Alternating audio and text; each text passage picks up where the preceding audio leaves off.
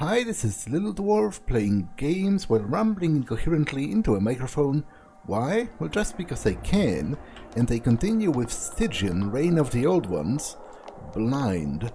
I just barely survived getting through Blasted Street, and to be honest, if it was not for Eduardo, it would have never happened, so I am all grateful.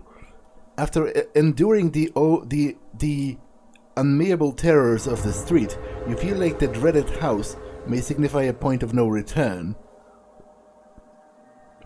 Would you like to return to the pilgrim's parish or enter the witch's house? To be honest, I don't have anything else to do, right? Yeah, I literally don't, so enter.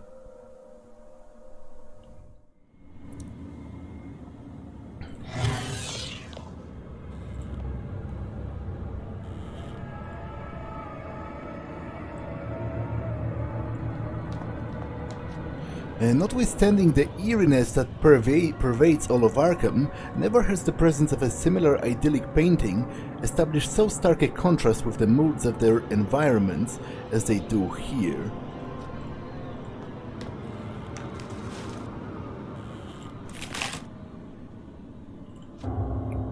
This baronial grand mirror reflects the eerily nostalgic confines of this otherwise unwelcoming house. As you skim through the fusty and faded pages, you realize that all of these are books, that all of these books, save a curious one on quantum physics and abstract formulations, are works of past centuries.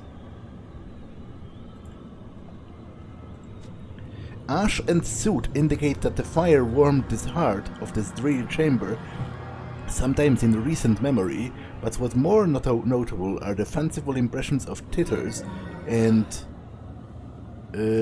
and patters sounding from the chimney corner. Okay, I'm exhausted,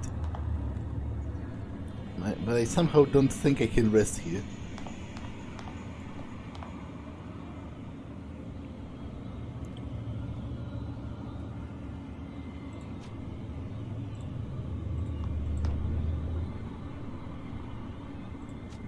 This elaborate table clock must have ticked away punctually in times past, but in this house of foreboding stillness, even time itself comes to a halt. This extravagant but otherwise smutty hunk of metal is a heater that flaunts the intricacies of the 18th century craftsmanship. There's a certain tenant of this time-stricken abode that a certain tenant of this time-stricken abode chose only ravens to showcase is a curious thing, such that one may be inclined to take it as a deliberate metaphor of the secrets that shall not be spoken of or forgotten. Okay, I have to interact with this. Which I guess I have to change it into the symbols that are down below. Okay, circle, triangle, and then inverted triangles.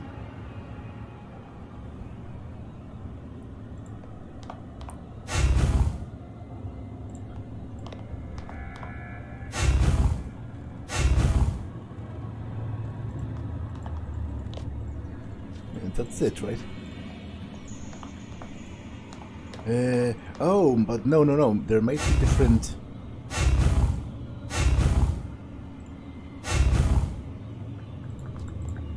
Is it a circle within or a triangle? And I guess the other one might have different... Okay, this has a small black triangle here and a circle within on the other. It may have different permutations as well.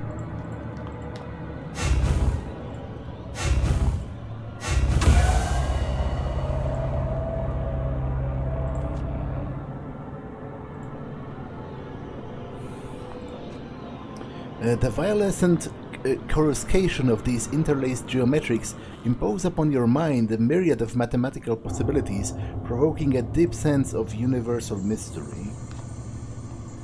Yeah, sure. all cool and all that, but what does that give me in terms of practical gain?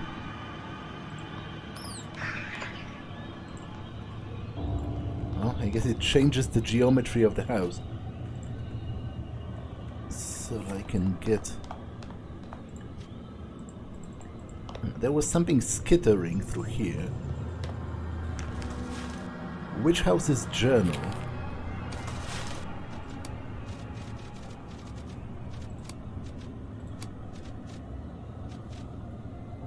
A journal detailing the owner's terrifying experiences in the witch house.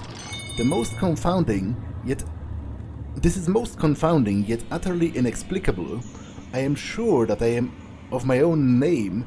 I am as sure as I am of my own name that the room downstairs is the very chamber wherein I have always read the evening papers after returning from my daily stroll by the Miskatonic. But this time the room itself, with everything present in it, seemed to suffer a bizarre case of spatial anomaly, completely disorienting me as I walked in. Some mysterious force seems to have simply willed it, flipping the room into a mirror image of its former layout. But wherefore? The house dallies with me, as with each creak of its hidden timbers I can hear it scoffing, and through every damnable crevice I can sense it leering at me. Only the proprietor can vouch for the soundness of my sanity now. I shall summon him for the first thing in the morning. If I am able to summon the will to put my morbid fantasies down on paper this morning, the reason is not bred by a desire to parade how singular an imagination I have, but by a probability of never again walking into the reality we all know, for I fear that now I plunge into the churning void of the unfathomable that cannot be stopped. What had begun as a stroll through a gallery of alien-hued images soon became a frantic dash through the boundless abyss of Ophidian dynamism, where time itself has become irrelevant. I know not how long I had followed the pair of undefinable grotesqueries around this lustrous labyrinth of vortices before I was brought before the gulf of ultimate blackness. There, amidst the hellish chanting, I heard the primeval rhythms of time and the universe, urging me to sign my soul away to the seething chaos beyond the darkness.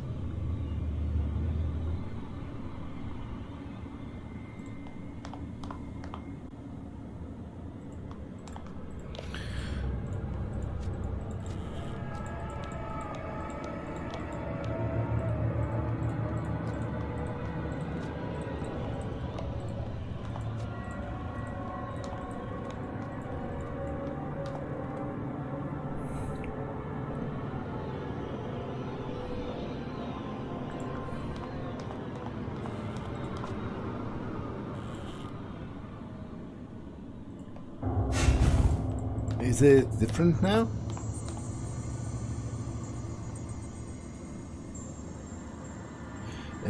Yes. Okay, so a triangle within like a...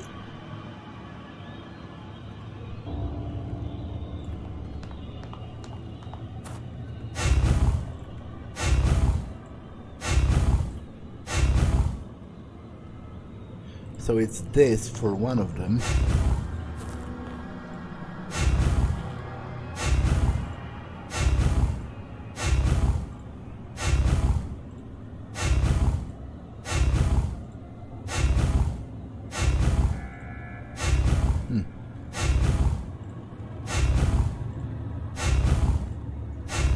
Or is it? It's what? 3, 6, a hexagon?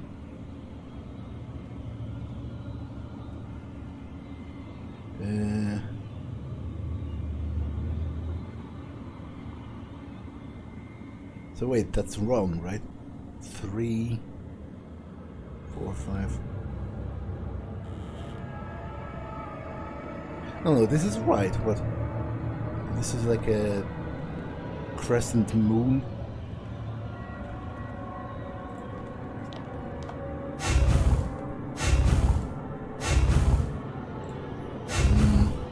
Unless it's supposed to be mirrored, so the other way around. Maybe. Maybe this is supposed to be here and this is supposed to be the other one.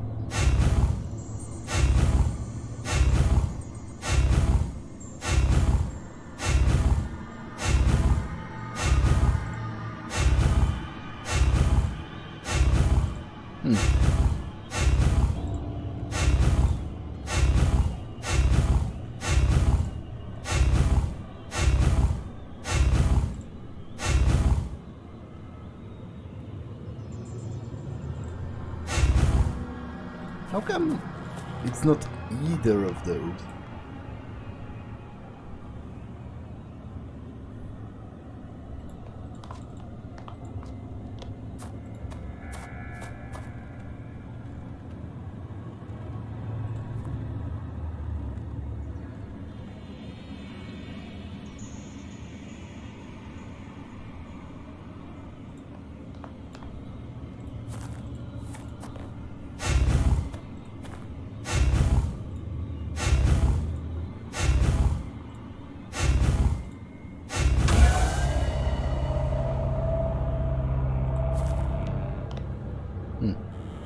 Okay, so there must have been some slight difference between those patterns.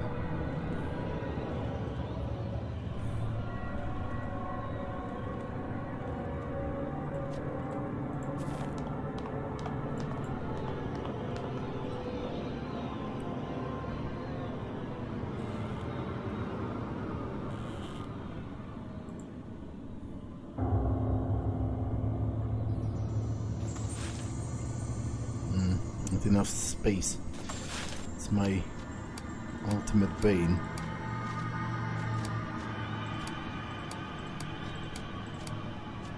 I'll drop the cord. I doubt I'll need it anymore.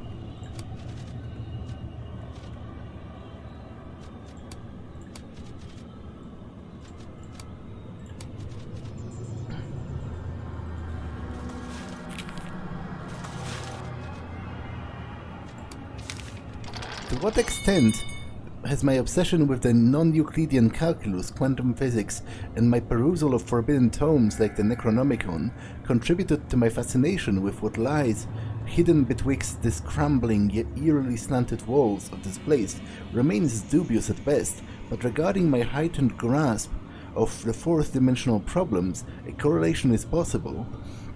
Perhaps the impressions left upon me by the unconventionally alien geometrics of objects wherewith my dreamscapes are filled. My dreamscapes are filled, are responsible. Among all distractions I have sought to alleviate the misgivings in which my mind is now steeped. Not even a recently developed knack for solving Riemannian equations can give me any comfort. Now sleep beckons me into the dimensionless abyss, from whose reaches well up the sardonic laughter of that old crone, ever closer.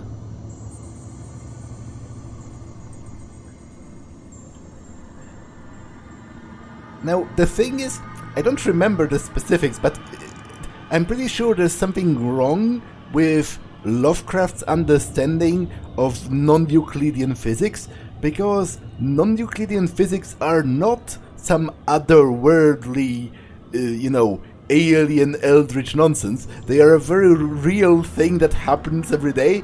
I think non-Euclidean physics, or specifically non-Euclidean geometry rather, it has something to do with spheres. Like, it's sort of, I think, although don't quote me on that, because to be honest, I haven't used advanced math since I finished high school.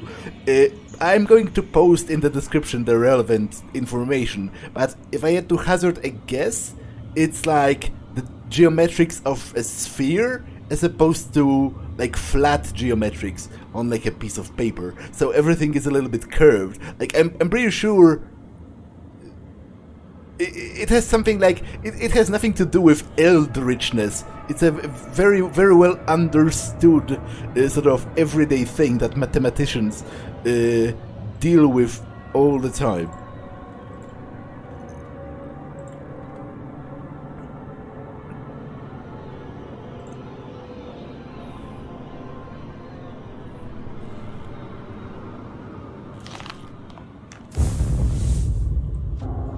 You may pull your eyes away from seething nightmarish blackness and try to ignore it, but your terrorized mind is offered no such luxury. These jaded jars could preserve human organs, and it's a terrifying thought, but what's worse, however, is a whisper insinuating that they are too small to have come from adults.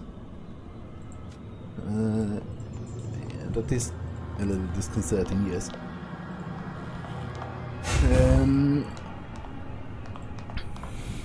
Okay, so there's more of those puzzles. Those are the same, right? Triangle within a hexagon.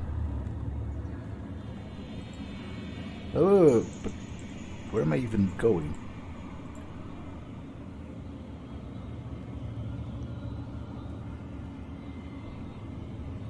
So I take it one of them is probably that, like a triangle within a hexagon, and the other one is something else from the other mirror.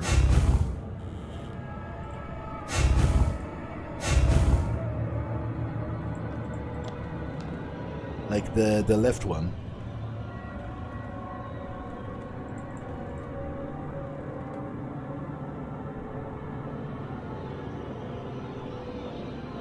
Yeah, circle within circles within a big circle kind of deal.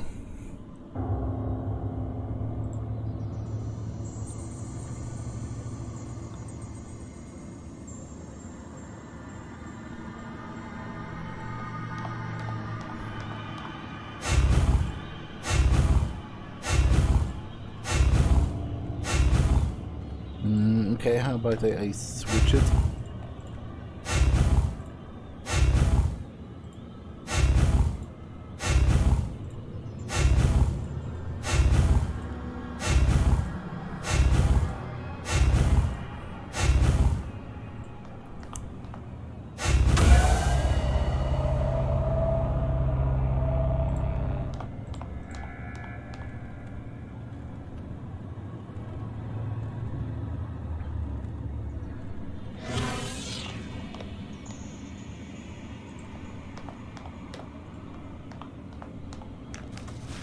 Manuscript, Hand of Nurgle, which I'm not going to, unless the outsider joins me.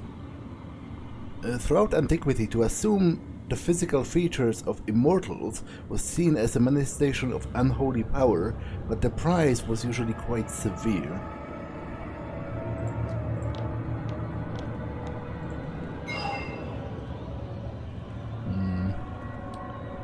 What is it that I'm looking for? Exactly. And how will I know it's it?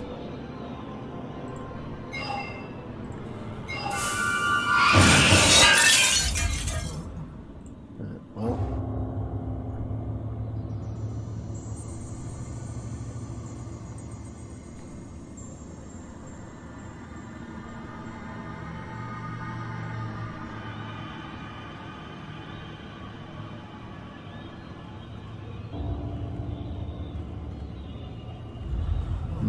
Okay, I'm walking on the ceiling.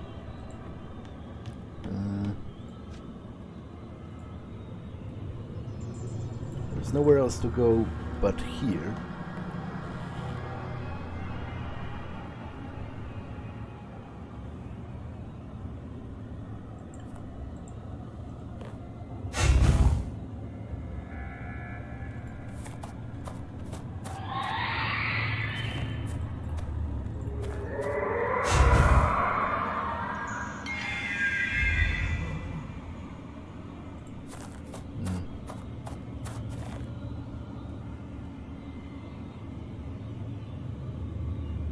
Okay, so I have to...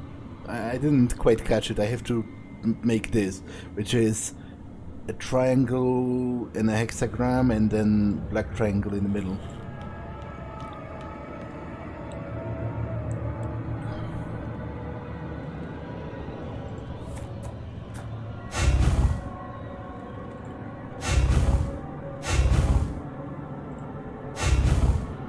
Which, coincidentally... it was already almost good.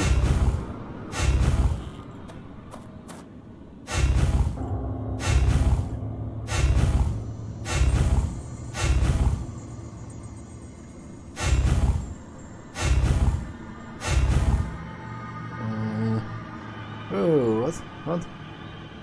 How is that not correct?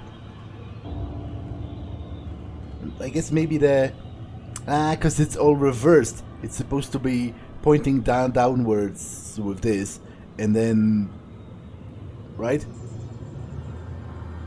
Because the other room is not.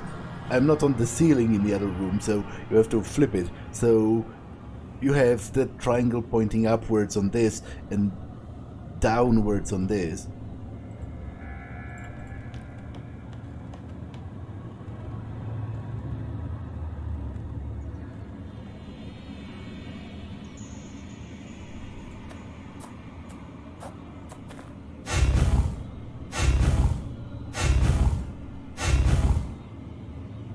But does such a position even exist?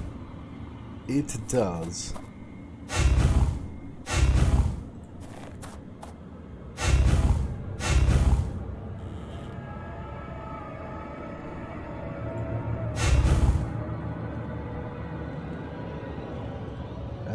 Yeah, this must point upwards with the black triangle.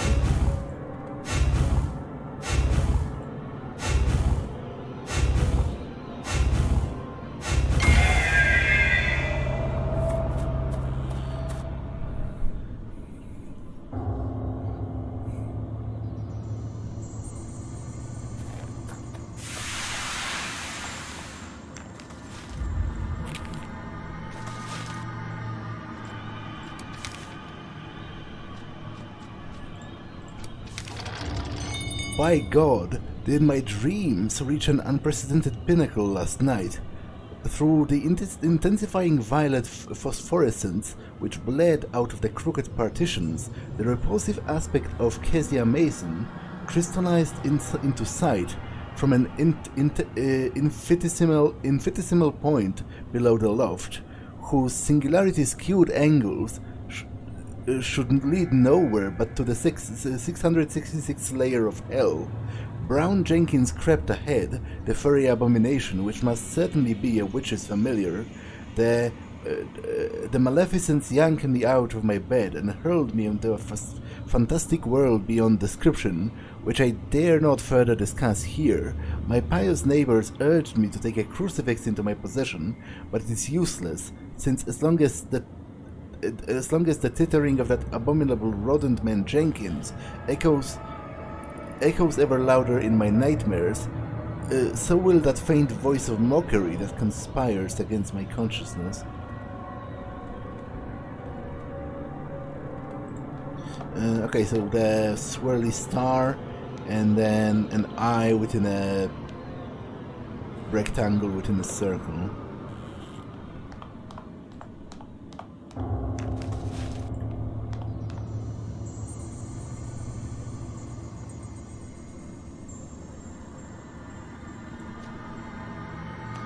These depictions vulgarly expose figures and impressions of incomparable greasiness, all of which seem to celebrate the decay of humanity.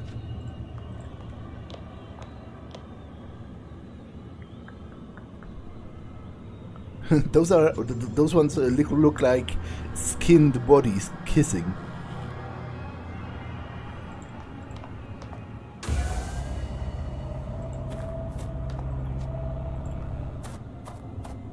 It's doing something, but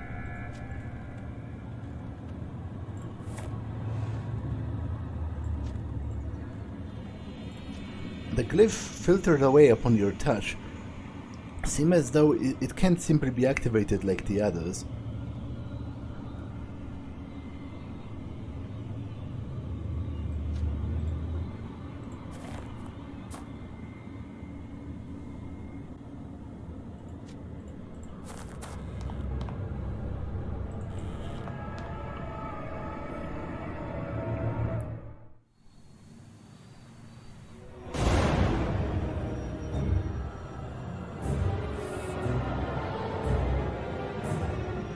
Remember me. Were those Puritans? Maledicare.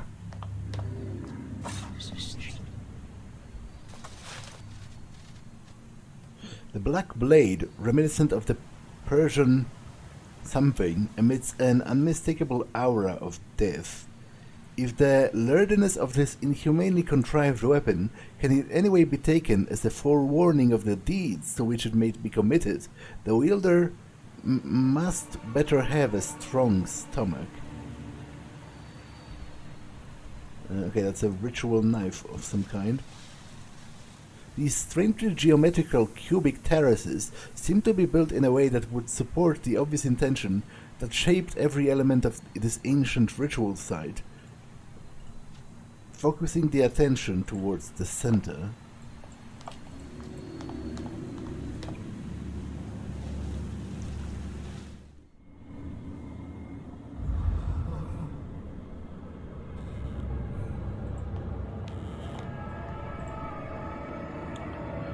The black lips start to move, and a voice that grinds away at all your hopes resonates inside the room. It is as if an eternity... it is as if an entity before you is an antithesis of prospect itself. Do you know what happens when I talk? No, but what on earth are you? Doom arrives. The black lips smile, revealing the ghastly teeth right behind them. Are you looking for something?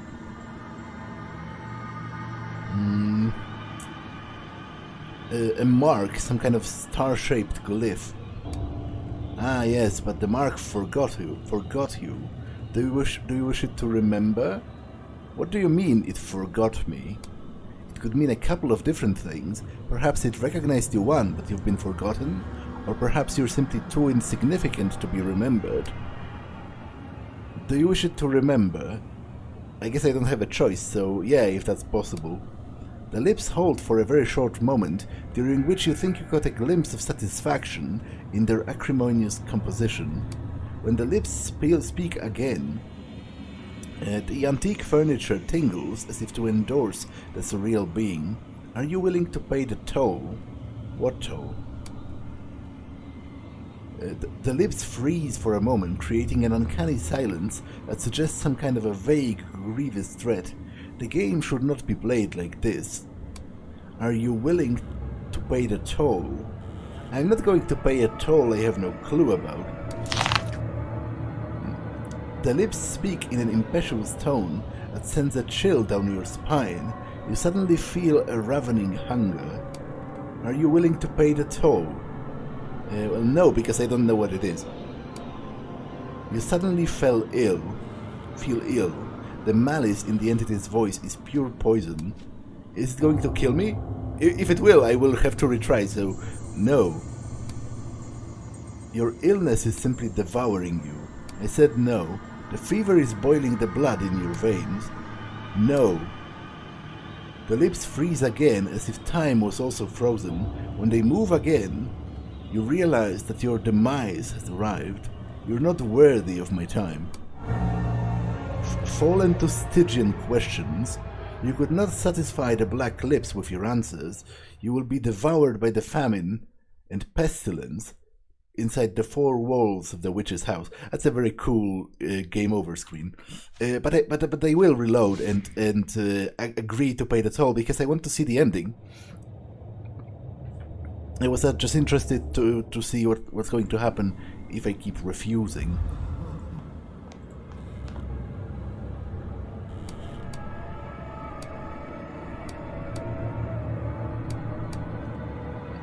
What toll?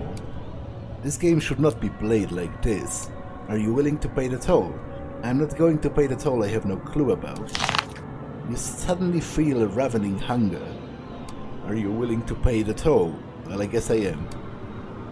The lips move as if they are tasting something of irresistible savor. The toll shall be paid twice, once now, once later. Light now, heavier in the future. The tongue appears to embrace the lips once again. Are you willing to pay the toll?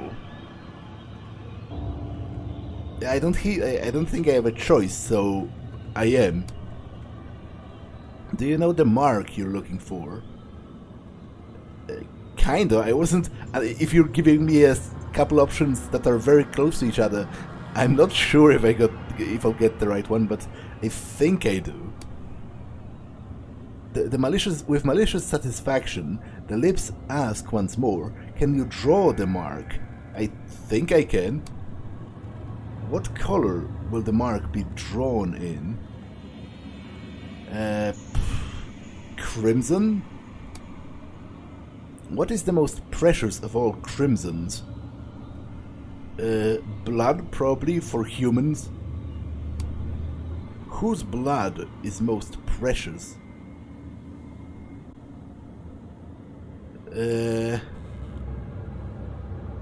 That's a good question, actually. Because you could say, when push comes to shove, for majority of people, their own is the answer. But I do think the blood of a close one could also be a good answer. If, like, there are truly selfless people, sure, they are few and far between, but they do exist, you know, people that can literally die protecting, like, their loved ones. The blood of a close one.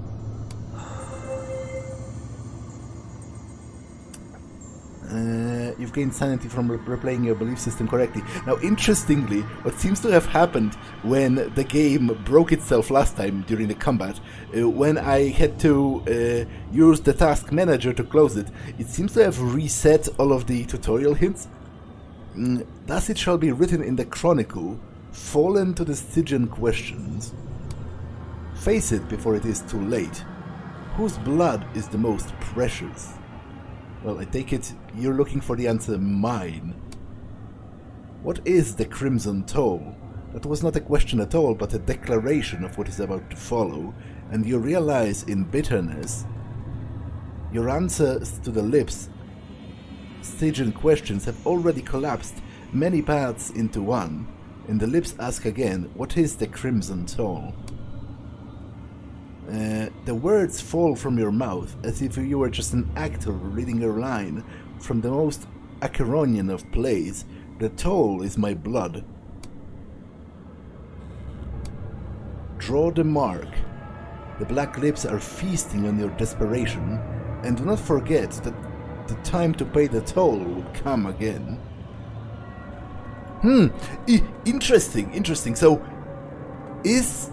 because he said, it said the toll will be light now, heavy later, and then it asked me, what is the toll? The toll is blood, and the light payment is my blood? So is the heavy payment going to, you know, the expensive payment or whatever, the sort of, you know, the difficult payment, is it going to be a blood, the blood of a loved one, like, or a friend? You know, will I have to kill, for example, the outsider later on? Because that would sort of fit very nicely with my belief system that I've chosen for this character, which is he tries to be, you know, selfless and help people. So that would subvert it. Cut your hand and draw the symbol on the wall. You draw the accursed ritual knife you found at the center of the strange stones and raise it in the air.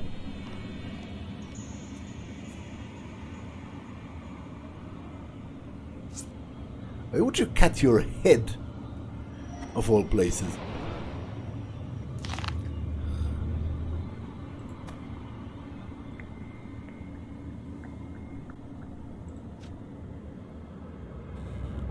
Where there were objects of chimerical nature, there is now only a portentous nothingness, whose intangible and cold realism is all more absolute than anything else in this place.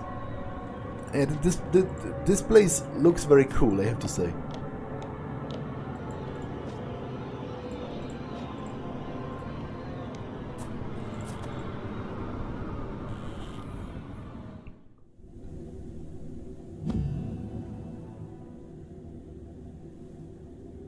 Conversation request.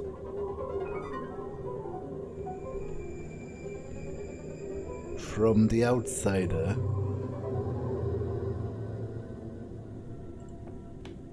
Could we talk? Where have you been? How did we come here? The creature approaches you with a confused look in its amber eyes. Don't remember anything? The last thing I remember is entering this accursed place. The rest is shrouded in mists and of forgetfulness.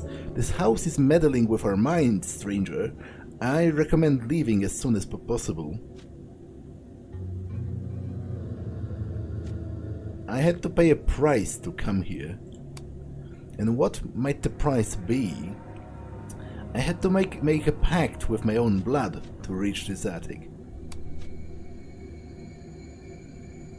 It's told you that we must make another sacrifice. The outsider is a good listener as a corpse. It did. The outsider is deep in thought, but maintains his silence. Let us leave this forsaken place. Yeah, I think he's going to die. By my hand, no less.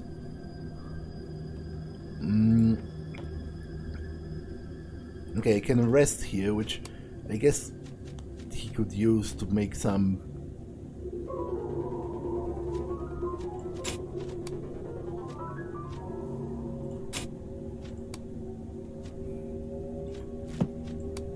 occult research. For example, learn what's the drawback of this. Because it gives a bonus to melee, so I might use it if the drawback is not too severe.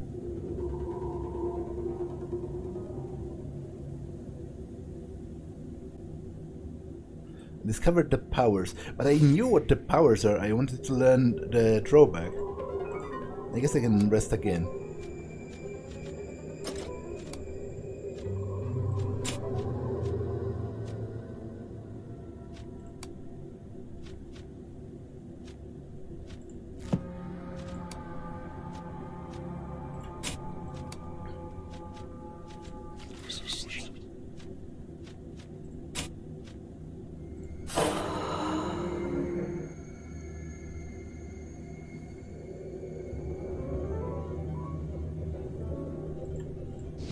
So what is the malediction of the heart?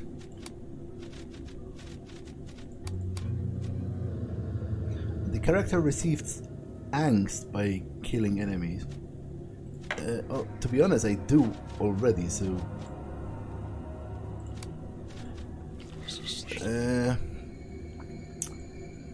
oh, so that's something that only I can wear. It's not super useful, to be honest. In that case.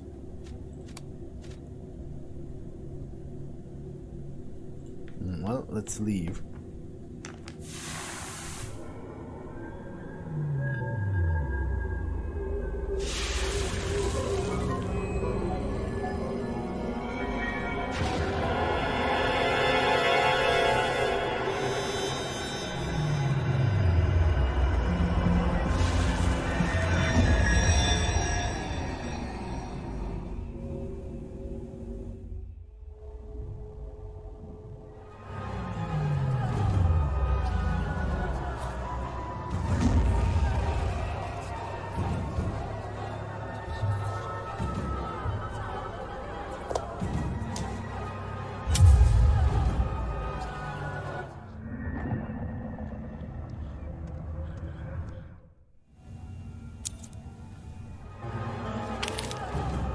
In the jaws of madness. Okay, so you're going to try and convince me that I have been crazy this entire time. As you open your eyes, you see the face of a middle-aged man in a doctor's coat leaning on you. You are experiencing a disorientation of the worst kind, and you still feel deeply sick to your stomach. The fact that this man is talking right into your face is not contributing to the situation. Mr. Charles Ward, I need you to calm down. Do you hear me? I need you to calm down. I'm sure you don't want to wear the straitjacket again. It sounds as though he's looking forward to it. What? However hard you try, you cannot turn the sounds coming out of your mouth into cohesive words. The doctor continues with a pitifying look. Mr. Charles Ward, you have been experiencing what we call a malignant catatonic seizure, which is directly linked to your condition of advanced mental illness. While the doctor speaks, his voice starts to sound more and more distant, while his face begins to morph into floating shapes that feel dismally familiar. His face, what is happening to his face? Try to stay calm. Oh, Mr. Charles Ward, what do you see this time? The man uncomfortably leans on you. From the look of your dilated pupils, I would say it's nothing pleasant. You see what I mean? I'm afraid these delusions of yours have becoming more and more disconcerting lately. But rest assured, they will be solved very soon, once and for all. The doctor turns to a hulking old orderly who looks terrifyingly familiar to you. Jack, monitor the patient for any kind of violent behavior and respond uncompromisingly. Jack, I know a Jack. With an inconsiderate look in his eyes, the doctor turns to you one last time, then walks away.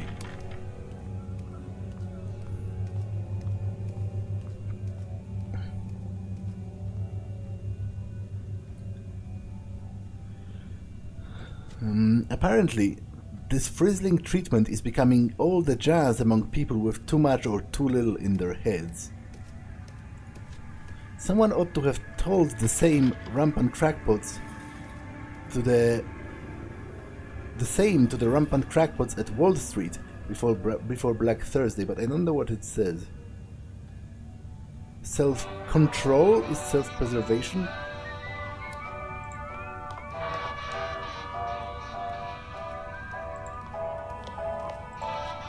Despite the occasional ruckus that erupts in the ward, this hoary and sunken woman sleeps her time away unintermittedly in this bedlam, as if her mind rejected this world altogether. You see a locked cabinet, medicine cabinet. Okay, I don't have anything that could be used as a lockpick.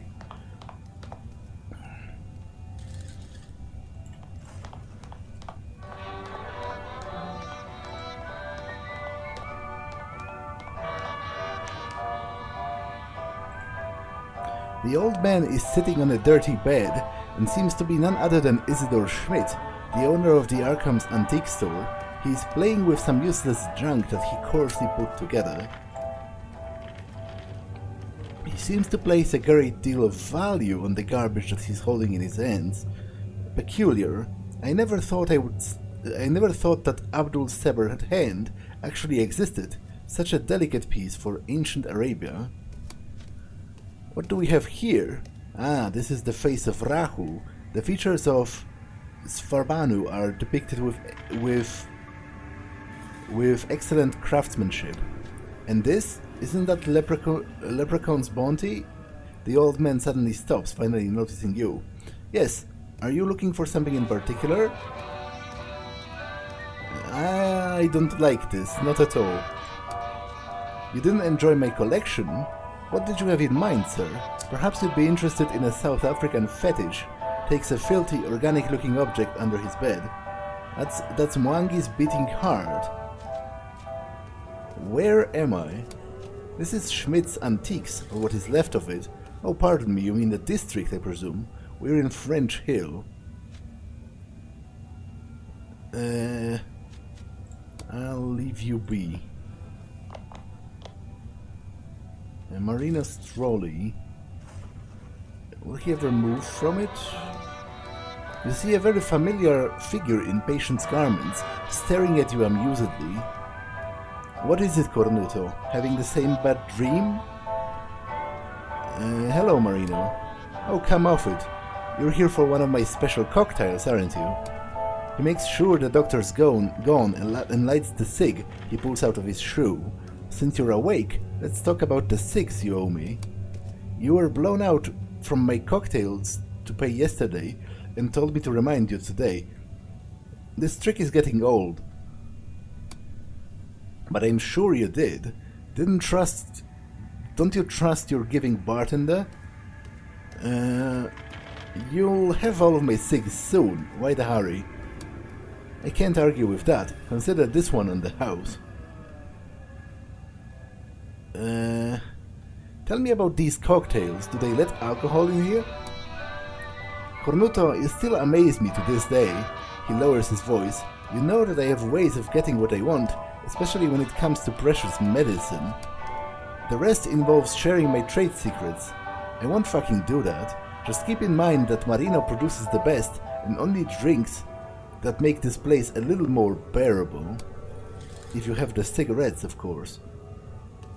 You make the cocktails from medicine that you stole and sell it to other patients? Steal the drugs, mix them all, and share it with your pals. Sounds swell. I couldn't have described it better, Cornuto. Now, you know, sometimes I like you. Just a little and not very often, but I do.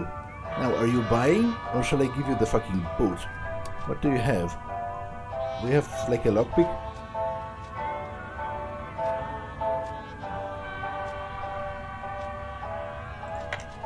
I don't really want anything out of this.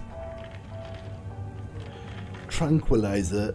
Yeah, this might be kind of useful. I'll buy this. It's used in combat, supposedly.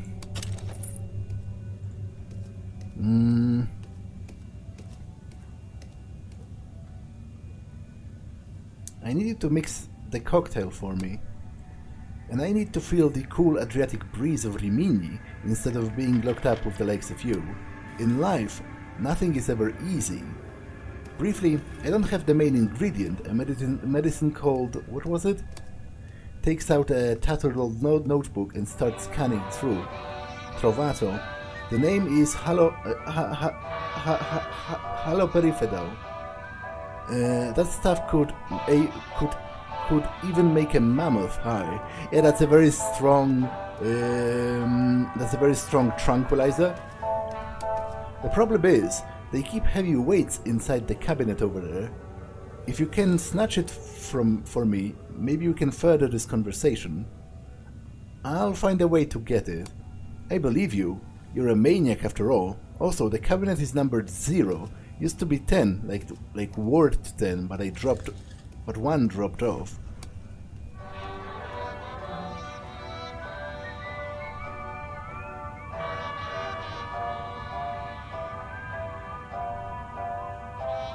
Mr. Rossi, if I ever pick up this smell in the ward again, some drastic measures will definitely take place.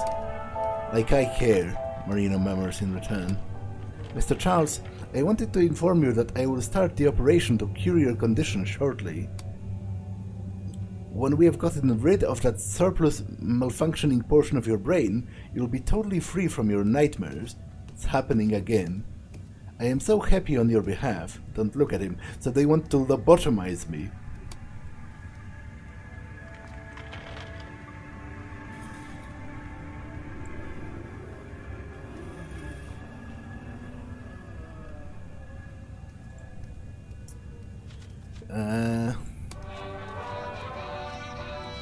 And tell me about those cocktails of yours. Well, okay, I asked that question already. Tell me about the other patients. What can I say?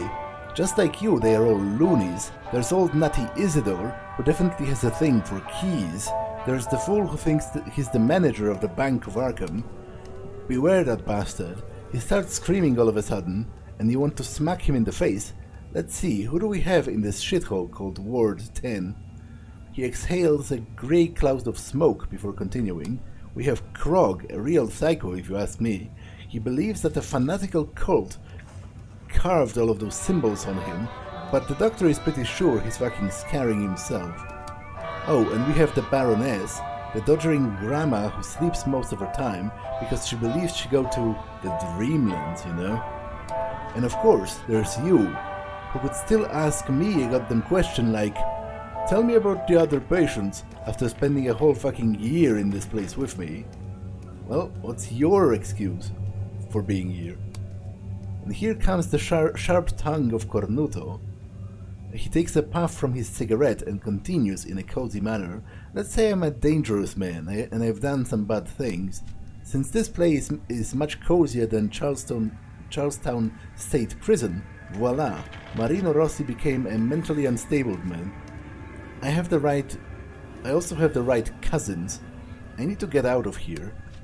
Look, Cornuto, we are not in a fancy motion picture film where stupidly improbable things happen every whiplash.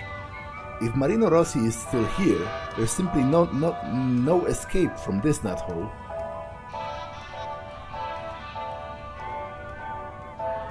There must be a way. The last thing I remember was that planet. Marina seems to be enjoying this scene. Did you say planet? You weren't this crazy the last time we talked. It seems you started taking some tourist trips into that little head of yours. He pauses. The rapid movements of his eyelids indicates that he's about to come up with something, but if it is escape you want, maybe I can help you. I think I can help you escape into your head. I mean permanently. What do you mean escape into your head? There used to be a fellow in the next bed to mine before you came. He was some kind of a loony that, goes to other places. He pats you vulgarly on the arm, like you. And the doctor, not the current cold son of a bitch, he spits on the ground. The previous one was trying an experimental treatment. He said, "Look, Marino, we're going to re-establish this man's connection with reality." And he left this fucking world completely. Bye-bye, never woke up. They carried him out like a potted plant. And just out of professional curiosity, I happened to learn how to make that mixture. The previous doctor and I got very well along. It's a real shame that Pickman guy ripped out his throat with his teeth. And if you're so interested in returning to that fanfara going out in your head, it can be arranged. What's the catch? Well, in life nothing is ever easy. I don't have the main ingredient. Okay, so I have to get it anyway. So, worst case scenario, I just commit suicide, I guess. Well, not really. Technically, I'll still be alive as a vegetable. So, to be honest, at this point, if it's not going to work, if this is not a hallucination, and I'm just crazy, it's kind of comparable to lobotomy, or possibly worse, because, depending on how much of your brain matter that they threw away, and, what exact part of it, you might be more or less functional but you're, most people who were lobotomized, they didn't, they lived, they kind of moved around a little bit, but they weren't really, there is not much in a way of living life after that. I have to go.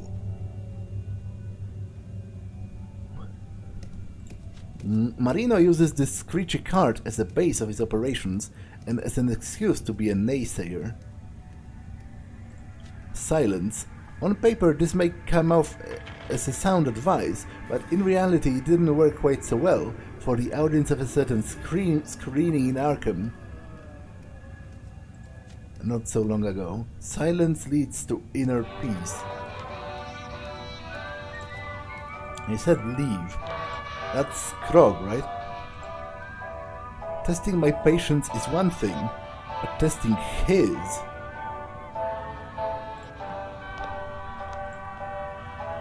Approaching him, you finally recall from where you recognize the orderly waiting at the door.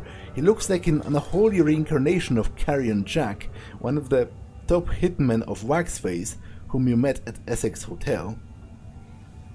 What the fuck do you want? He's not pleased at all by your presence, and you quickly understand that his sense of sympathy resides at the same level. Well, I'm not going to talk to you, to be honest. Probably not going to be very productive.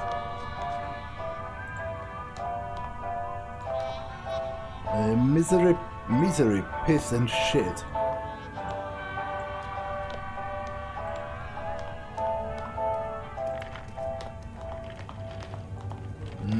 Alternatively, I might have to talk to you because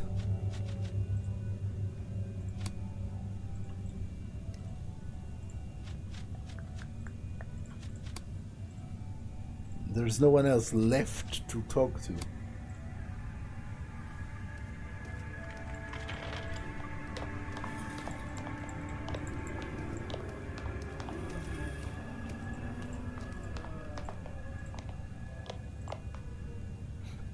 I need the key to the medicine cabinet. Perhaps you know something about it? Upon hearing the word key, the old man's entire mental attitude instantly changes. His eyes grow dark, and you can see veins popping out of his wrinkled neck. You deceiving, mealy-mouthed, insidious thief. How did you know I have the key number 0? He reflexively grasps at his chest. You come to my shop to part me from my most important piece in my entire collection. Do you have any idea what I had to go through to obtain it? Droplets of saliva wash at your face. I made the excruciating journey to the Temple of Solomon himself and returned by the lightless paths of Sheol. Look more closely at his chest. It wouldn't take a detective to figure out that the old man is keeping something of value tied around his neck. Give it to me, you mad old man. You'll give me the key because I need it. I want it, and I'll have it. Give me that. You'll never get the key number 0 from me. You won't. Get away. Go, you key-stealing dibbock. This will alert the orderlies sooner or later. Okay, I'll leave him be. You won't get the key number 0 from me. Get away. Go. Well, I was planning on doing that. Can I tranquilize him?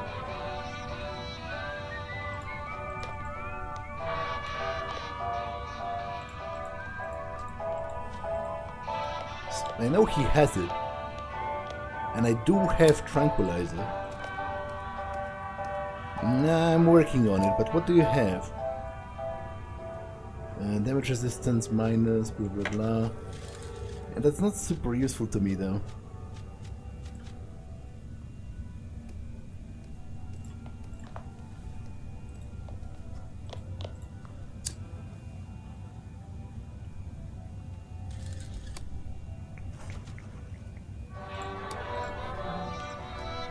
I'll talk with him, I guess. I want to warn you again. I want to report a patient who's disturbing the peace of the ward. One of the loonies has gone all woohoo, woohoo, woohoo, you know? Such a fucking sense of responsibility. Who's that? Isidor Schmidt is going through one of his violent rages and needs to be tranquilized. He just needs to feel the gentle touch of barbiturate needle on his wrinkled buttocks. He does. Everyone's a doctor these days.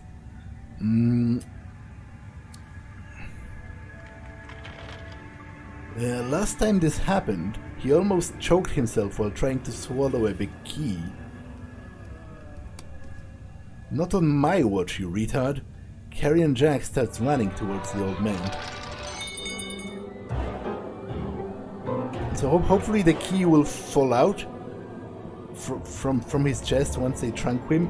Or maybe they won't even notice it because he's hiding it and they can just pick it off his body when he's properly... Yeah.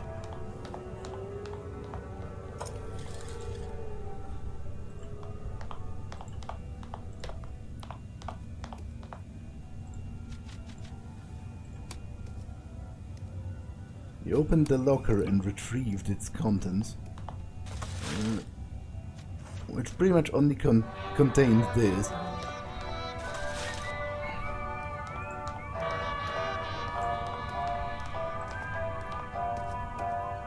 Do you have my thing? I do.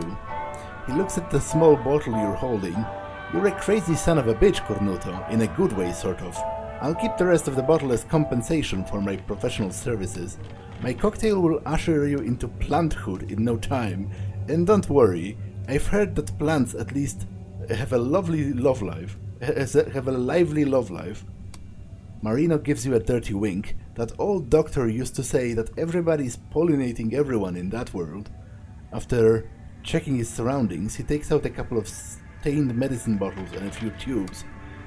After a while, Marino hands the dirty bottle with the mixture to you. You better don't... Cornuto, I hear them coming. You better drink it now. We'll both be in trouble if they find this thing on you. Worst case scenario, I die, you know, which would be a big deal if this was reality, but it's a game. So drink the mixture. So they were about to take me away to be lobotomized, which, as I said, is pretty much the same thing. Like becoming a plant, worst case scenario. Take the patient and prepare him for the operation. It may take a while before it kicks in. You better don't die before that.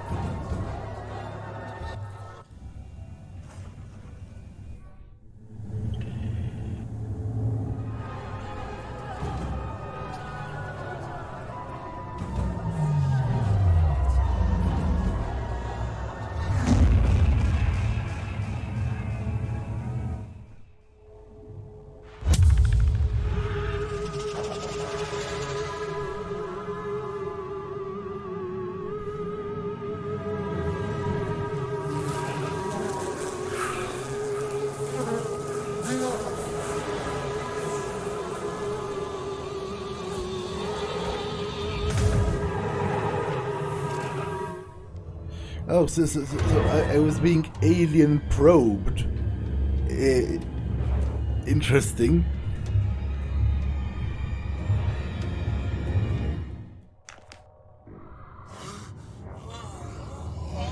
Obviously, I don't think fighting is particularly sensible.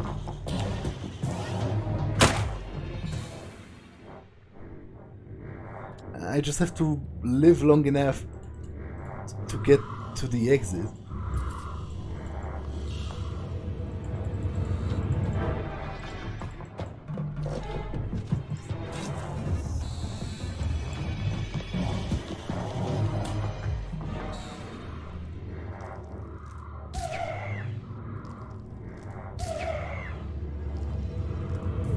Now, hopefully the Migo will just fight the other ones instead of me.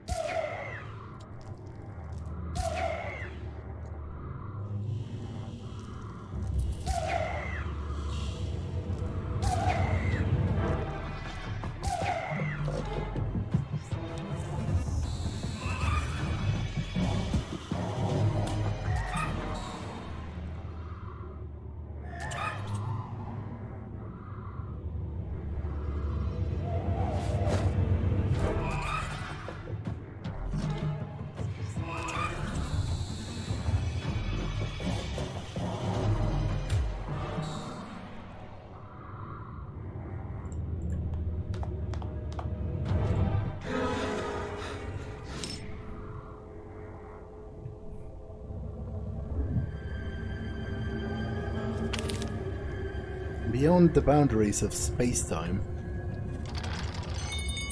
you bat around the vertiginous corridors of the Cyclopean city like a wild animal which has been thrown into a cage. A vicious skirmish takes place between the invaders and the inhabitants of this eldritch settlement. Finally, when an immense point of access enters your line of sight, you act upon it to submit yourself to the phantasmal reality which stretches outside in all directions and set yourself free. So which way am I supposed to be going? This is kind of a path. I guess not this way.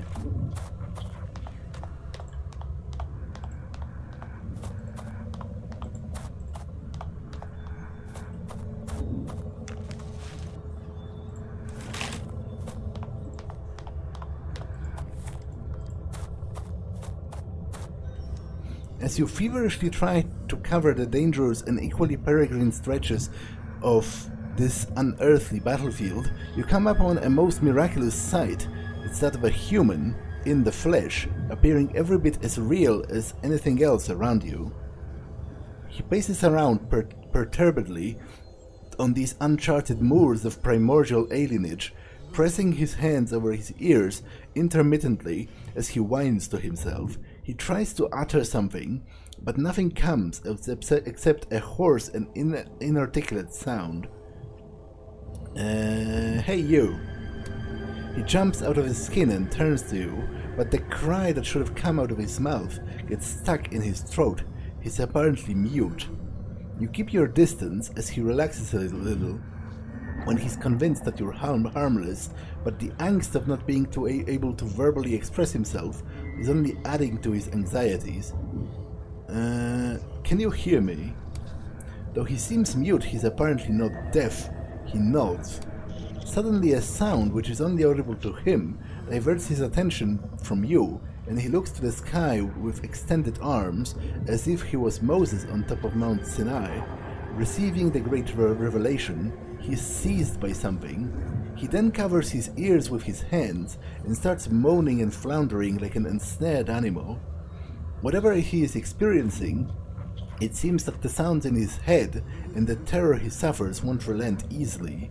The sounds in your head aren't real. You can silence them if you let me help. He seems to suffer from very acute schizophrenia. Though the sway of your initial prompting seems ineffective at first, slowly you start to obtain favorable results, and soon he enters the tranquil waters of hypnosis. It was at the end of a tumultuous endeavor, during which his mind drifted into the disarray and underwent great emotional ordeals, when he finally seemed to snap back into consciousness. He roars triumphantly. "My voice! It came back! My gratitude is beyond words, sir," says the man hoarsely. He hulks back to his feet. "My name is Wilbur Hampton." Wilbur, did you fall into this forsaken place via the inaccessible loft in a house in Arkham? He turns to you with keen eyes. Despite all the unaccountable misadventures that befell him, he, being accompanied by one who can relate, must have started to mend his insecurities. He nods. The answer is yes. "Well, sir, if I had to tell that to anyone but you, my audience would advise me to seek an asylum, but you are here, real and in the flesh. It proves that I haven't lost my marbles after all. That odious, baleful man, whose face or lack thereof I cannot recall, implied to me in one of my visions, by which I was haunted in that bewitched house, that I shall find a gate that grants no passage. If we can find that gate, or whatever it is, and somehow manage to attain a passage through it, then we can perhaps leave this place for good. But I'm afraid I've been searching for it with no luck so far." "I understand. Perhaps we should face our destiny together then. I'm in your debt, and I accept your offer, so that we can confront whatever it is that awaits us in these strange lands. But there's something I wonder, Wilbur. When exactly did you set foot in this pandemonium?" "Well, I haven't got a clue, for I've lost the track of time in this savage place, but I can never forget my last night in Arkham, since it was marked by Robert E. Lee's surrender at McLean House, as I've read in the evening papers. So that was at the end of the Civil War. So you say you come from the Civil War era? What are you implying?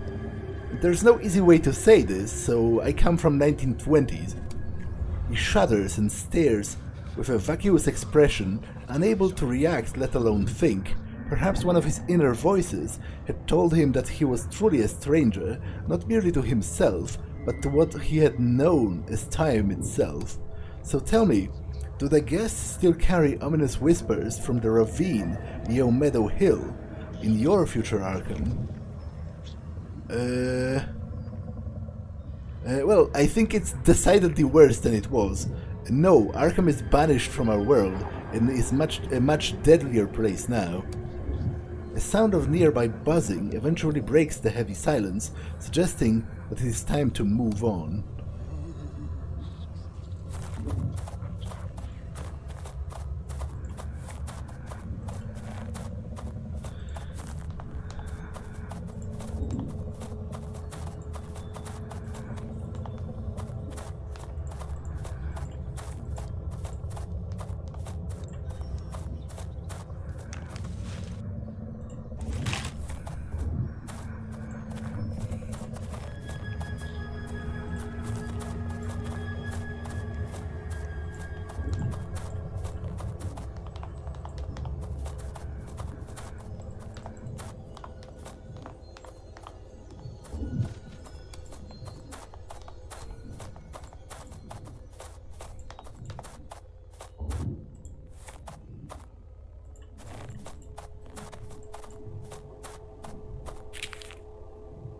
That's a very cool map.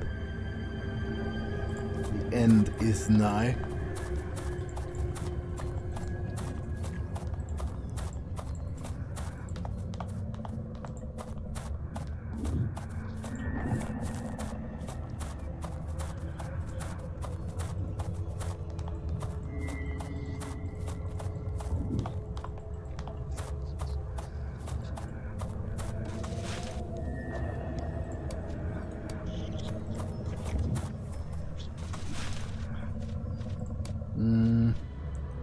I just remembered I used to have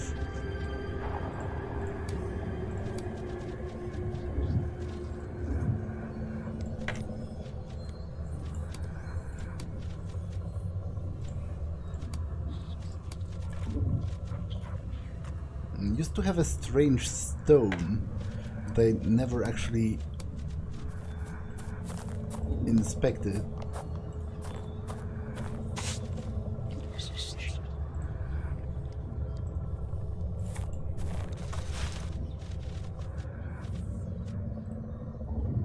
Scattered among the blighted street of ash and death are these slightly shimmering pieces of cooling and contrasting rock, no doubt the remains of a meteorite.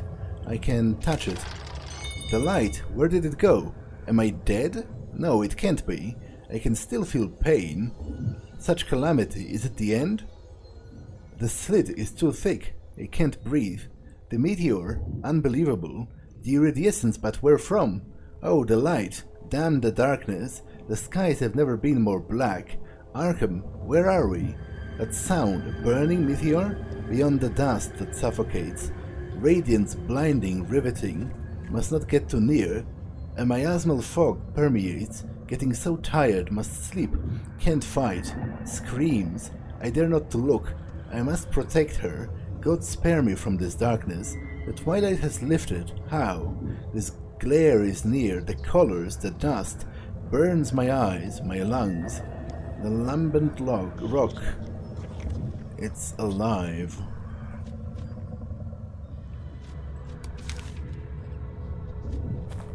Okay, that was pretty interesting, in a way.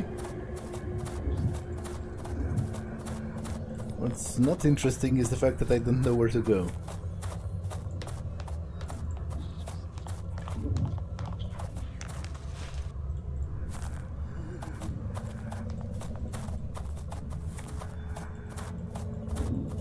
Okay, even if I wanted to, I cannot go back. You'd think this place isn't really so large.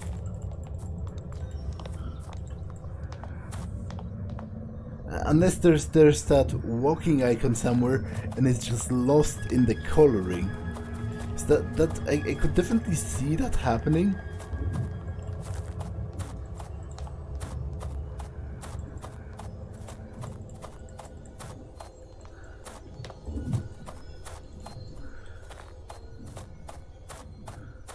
Yeah, that's kind of...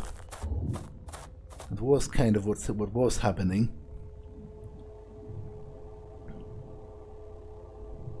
The repulsively colored skies are teeming with hordes of innumerable Migo. It's no use fighting this alien legion. If you want to see it through, it's best to avoid those patrolling packs as much as possible.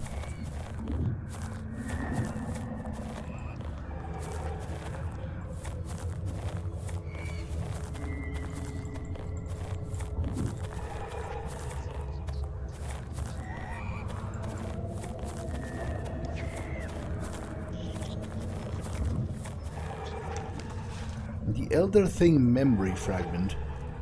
The resplendent facet of this unearthly crystal is gleaming with ambiguous, inconceivable images. It's not so much the surface glimmer that produces the vision, as it is the unaccountable mental projection that's being imprinted in your very mind.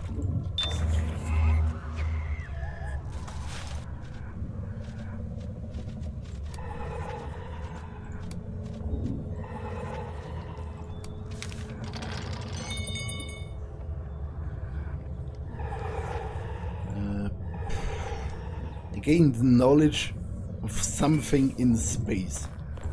I'm not quite sure if that's going to help me, but it is possible since I am conceivably, seemingly on an alien planet.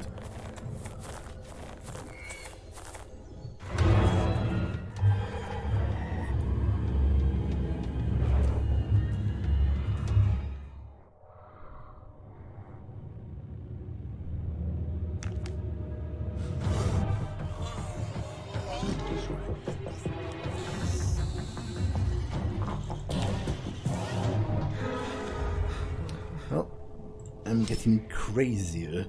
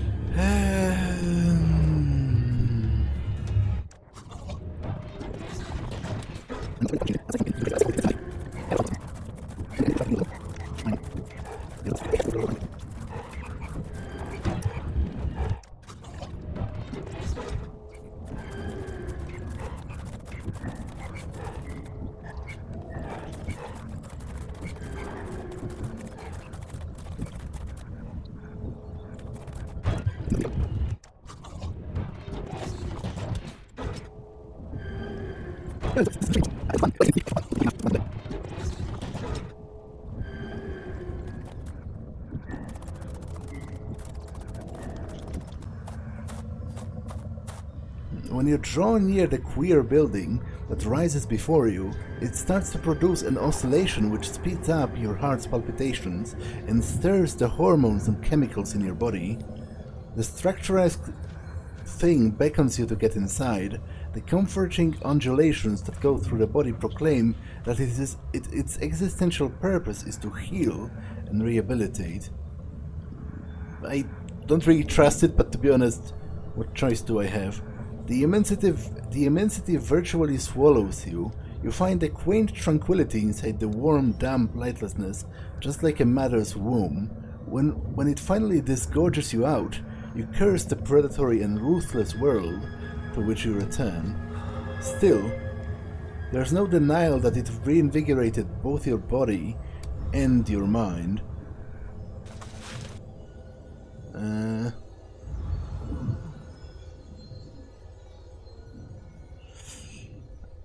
Okay, I have to choose another one of those.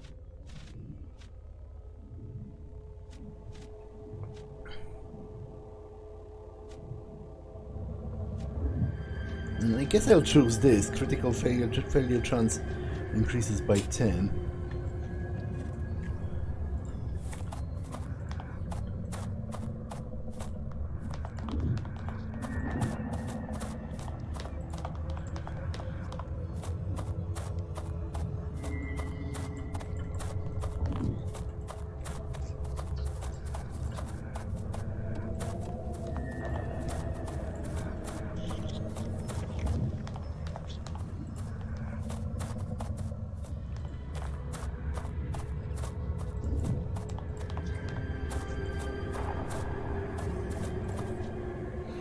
Hardly less otherworldly than the living Galactians found on the Limbonic moon, this immensity is so remote that a creation so remote a creation that leaves all conjectures clueless.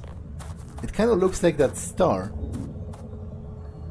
that was drawn there.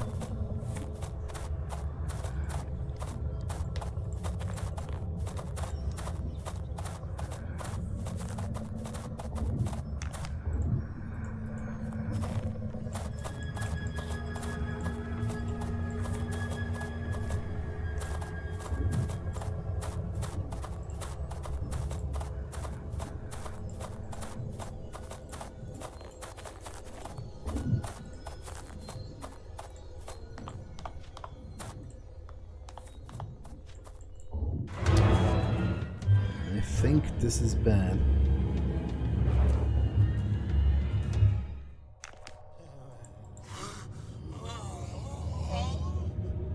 I also think I will reload this time because the amount of I'm quite far away from the entrance at this point.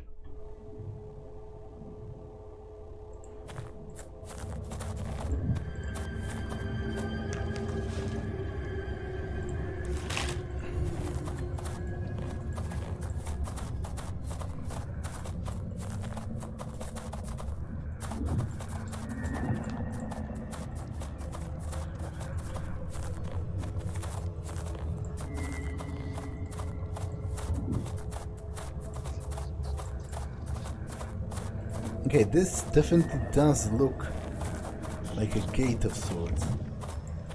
Possibly. It could open between both of those.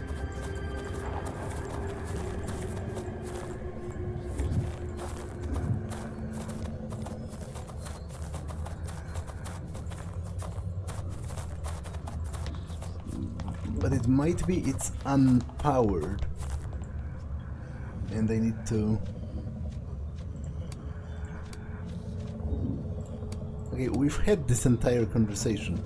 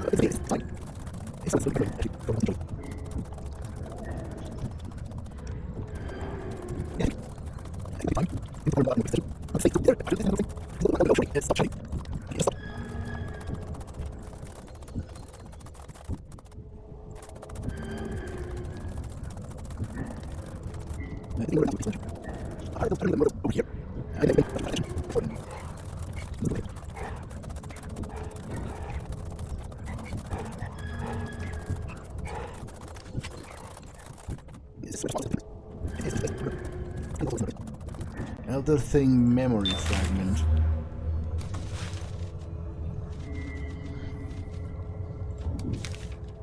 Okay, that's another one.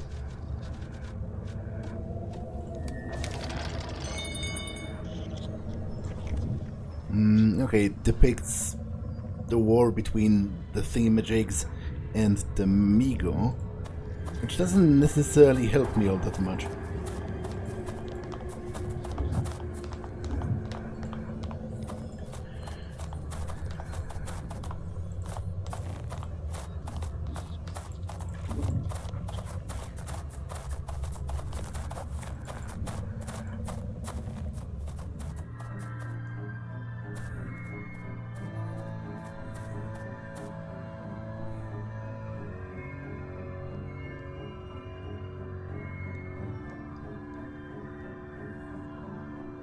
The giant lips move hungrily. The entity's voice is like a thunder now. Ah, we meet again. Groups of Migos start to fly nearby. They seem to be showing deep respect to the mischievous entity speaking inside the Black Pyramid. I told you the toll shall be paid twice. I said once now, once later, lighter now, heavier in the future. Can that future be now? The purplish tongue appears from the blackness wherein it dwells and licks the clean the shiny surface of the lips. Well, yeah, I'm going to have to kill the outsider. I wonder if I can refuse, but that will just be a non-standard game over. Draw the ritualistic knife and get ready to cut yourself. No, no need for that. This time, the crimson toll cannot be paid with your blood. I don't like this. The crimson toll shall be paid with the blood of another man. The lips move and a thunderous voice is heard once again. While the grinning teeth reflect the strange nebula above, the being's many eyes fall hungrily on the clueless man standing behind you. Pay the crimson toll, and I'll let you pass. I will refuse, is my canonical ending. I am going to die on this alien planet, but then I'll reload and do it, just to see, you know, what the end credits are going to be like or whatever. I will never do such a thing. The lips freeze for a disturbing moment. The cacophonous buzzing of the Migo pierces your ears, and the skies, they seem darker now. The game is not to be played like this, not at all. So be it. Trapped eternally in Nihon, you refused to pay the crimson toll again. You'll be doomed to walk the surface of the Forsaken Moon until the end of your days. Well, wouldn't they just kill me right away? They were right there.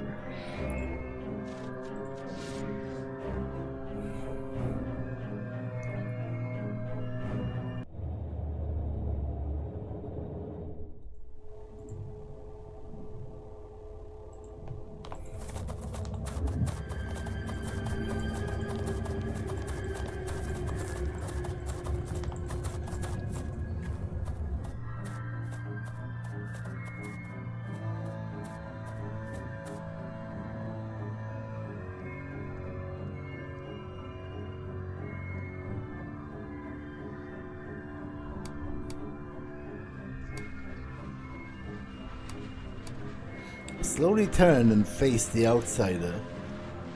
Although, to be honest, why couldn't I kill that guy? Probably because he's not close to me.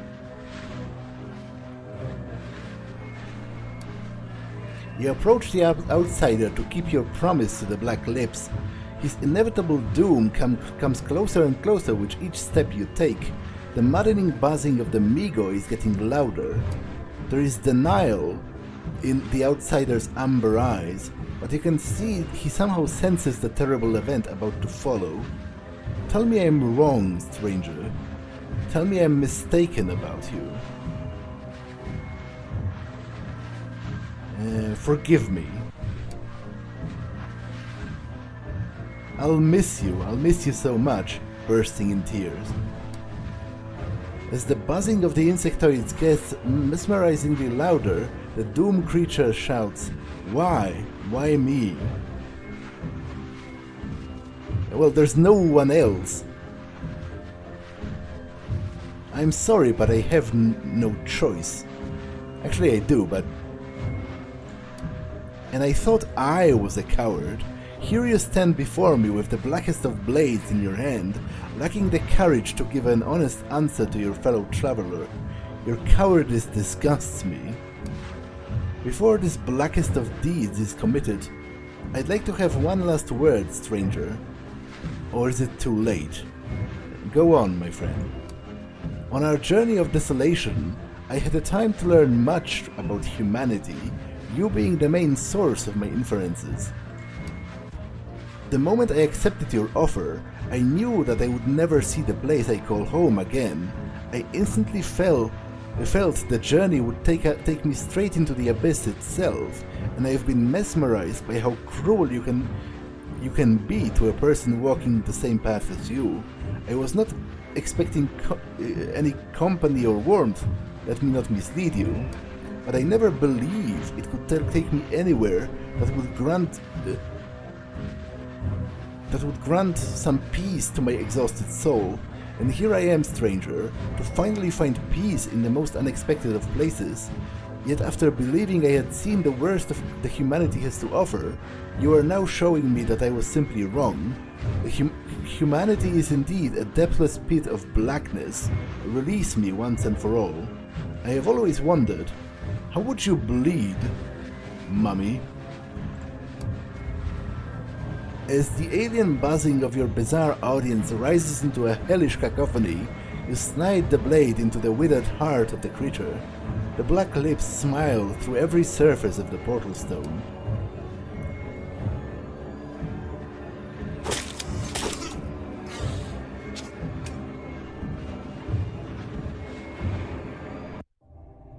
Unearthly wails shiver from the blade Valdesir as you jab it into your victim again and again.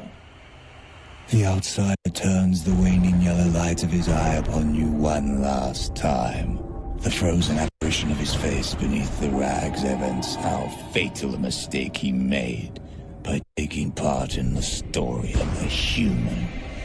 As you advance towards the alien pyramid and the voyage home, the black lips abruptly morph into a familiar visage, illuminating you in a moment of maddening apprehension.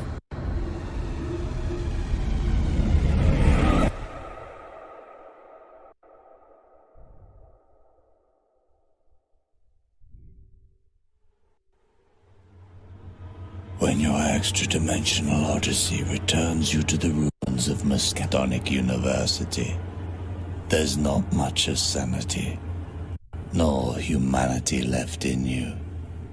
You suddenly hear footsteps as you reach the derelict building.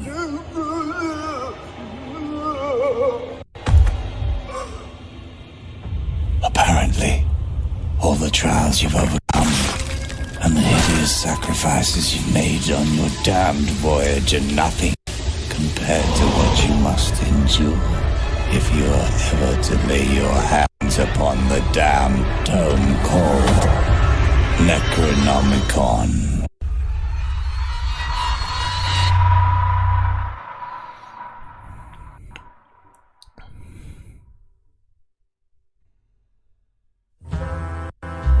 Okay, so apparently that was Stygian Reign of the Old Ones, and I must say, it was really good.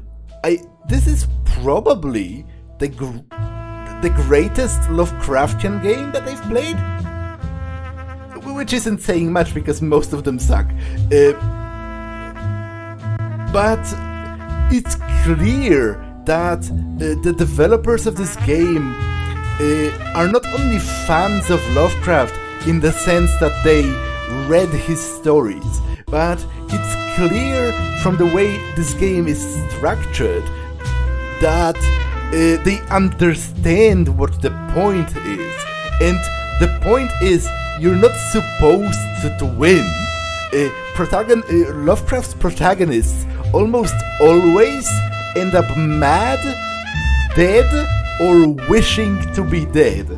And this game portrayed it pretty well with the angst system, where every combat you've gone through made you progressively madder, and you had to choose debuffs to accompany you. I think it's really cool, and how it erased some of your dialogue options by gibbering voices of madness, which could possibly alter some quests, because you eventually wouldn't be able to conduct yourself entirely rationally. Like, there's a lot in this game to like. The whole atmosphere is great. The aesthetics of it, some of the colors, some of the sort of drawings, the overall aesthetic design of this game is pretty great as well. The story is sort of awfully Lovecraftian in a lot of its facets, and you've got constant, like, sure, one quest was pretty much a rehash, the direct retelling of the Whisperer in Darkness story, but a lot of them, for example, the soldier who got brought back as undead, that's something that's something that actually did happen in Lovecraft stories. Reanimator Herbert West, he has discovered a way to bring people back from the dead, but they were, what you would understand as a zombie. They got rabies. They were, attacking people and going berserk, which he was as well. So that was drawing directly from it. And overall, as I said, a lot to like about this game in the way it's structured and in the way it clearly understands the source material. I had a lot of fun. I love how many skill checks there were, and how, even though I made my character totally shit at combat, I was still having a lot of options, and I felt the game respects my choice. It gave me a lot of sort of rewards for the skills that I've chosen, which was definitely very cool. And I think there is some replayability, because, for example, I never brought Sophia along because she simply got lost, and I wonder if the nameless soldier was with me, could I have killed him? Because that would kind of be the best choice, because he wanted to die anyway, and he was also already dead, in a way. But yeah, a lot to like about this game. The only two things that kind of bothered me is, one, some of the bugs. Like, the combat got stuck, like, 2 or 3 times, to the point where Alt F4 didn't even work. I had to close the game using Task Manager. And the other point is, in a way, isn't this game like cut in half?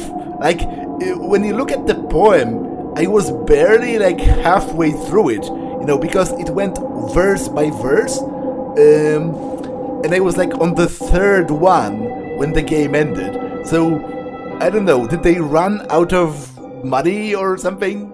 But maybe that's the point. Maybe it was never supposed to be finished, because you've just accumulated enough horror and trauma in the protagonist's life that he just couldn't carry on anymore. Like, that again, that would be woeful. That would be awfully Lovecraftian, because you're not supposed to really succeed at your quote-unquote quest. Now, one thing I loved as well was the emphasis on, like, the cosmos and other planets and aliens, because that's something that people forget a lot when it comes to Lovecraft, that his stories have also a lot to do with the literal exploration of the cosmos. Like, some of those creatures, they are entirely physical creatures. So, for example, the Migo, they are not some eldritch god that's outside the realm of physics.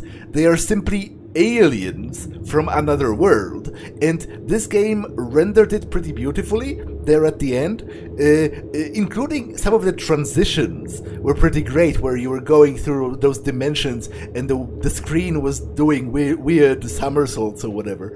It was pretty great. Stygian, Reign of the Old Ones, I had a lot of fun. I am going to check if the developers of this ever made anything else, because I definitely think I would probably like it. For now, I will maybe write a review or like a summary of my thoughts, because I really enjoyed this game. If I do write something, it's going to be in a pinned comment underneath, and if I don't, then I guess I don't. For now, that's all for this one, and I will see you in the next one.